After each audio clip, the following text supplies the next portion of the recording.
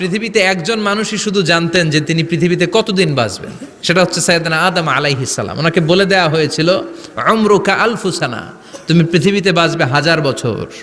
কয় বছর? সাইয়েদনা আদমের সামনে অনেকগুলো রুহু রাখা হলো। সাইয়েদনা আদম বললেন, এরা কারা?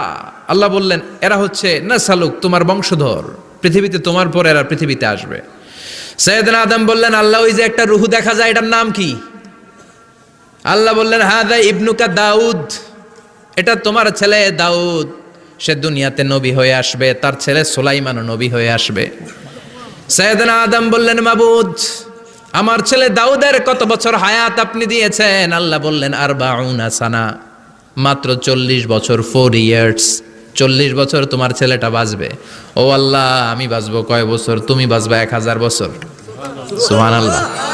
সাইয়েদনা আদম বললেন, মাবুদ, এত ফুটফুটে সুন্দর আমার ছেলে দাউদ, মাত্র 40 বছর দিলেন কেন? জিদ মিন উমরিহি, বাড়ায়া দেন। কি করেন? সুপারিশ করতেছে পোলার লাইগা কে? বাবা।